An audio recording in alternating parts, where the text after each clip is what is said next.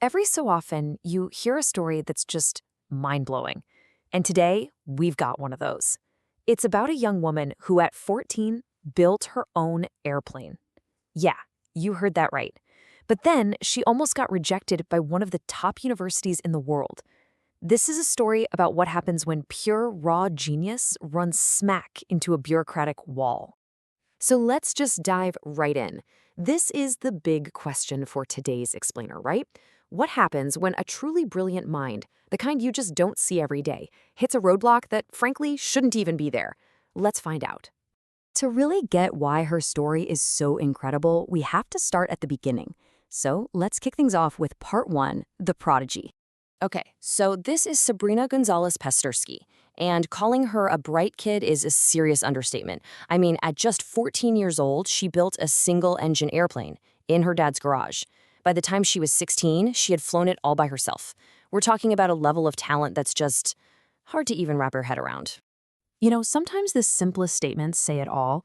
The podcast True Stories with Seth Andrews put it so perfectly. Just a simple, straight-up fact. Sabrina Gonzalez Pasterski was smart. You don't need any fancy words. Her intelligence was just that obvious. So with a mind like that, you'd think the road ahead would be wide open, right? Paved with opportunity. Well, that's where the story takes a sharp turn. Let's get into part 2, the unexpected barrier. Her goal was massive. She wanted to go to the Massachusetts Institute of Technology, MIT. We're talking about one of the most respected science and tech universities on the entire planet.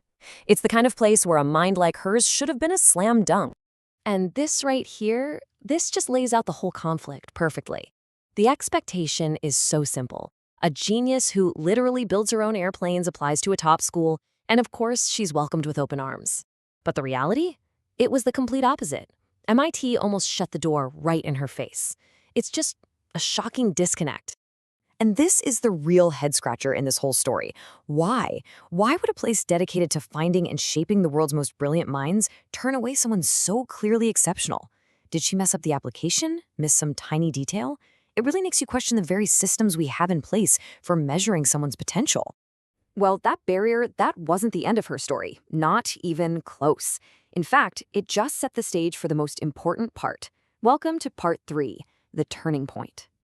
So here's how it all went down. First, there was the dream, getting into MIT. Then, bam, the obstacle. She gets put on the wait list. But here's the thing. She didn't just sit around.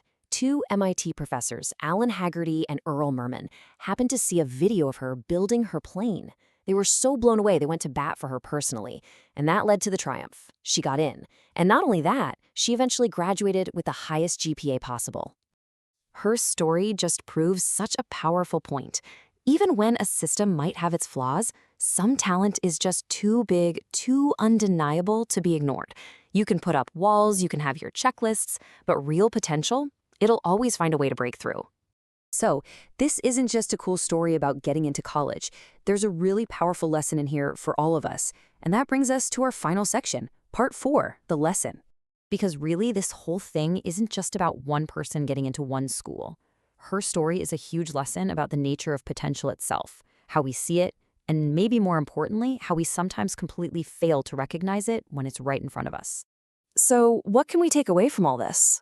Well, first, real talent isn't just about grades on a page. It's about passion. It's about action. She built an airplane. That's potential you can see and touch. Second, you just have to keep pushing. Imagine if she'd just given up when she was waitlisted. But because her work was out there, the right people found it. And third, and this is a big one, we have to be willing to look beyond the application form. Sometimes the most brilliant people just don't fit into the neat little boxes we create for them. In the end, Sabrina's journey is just this incredible, motivating reminder. It shows us that even the biggest, most intimidating, locked-shut gates, they can be opened. Maybe not with the first key you try, but with enough persistence, they can absolutely swing wide open. And this leaves us with one last big question to think about. I mean, her story had a happy ending, which is great, but it really makes you wonder, doesn't it? How many other brilliant minds does the world miss out on just because we don't bother to take that second look? It's definitely something to think about.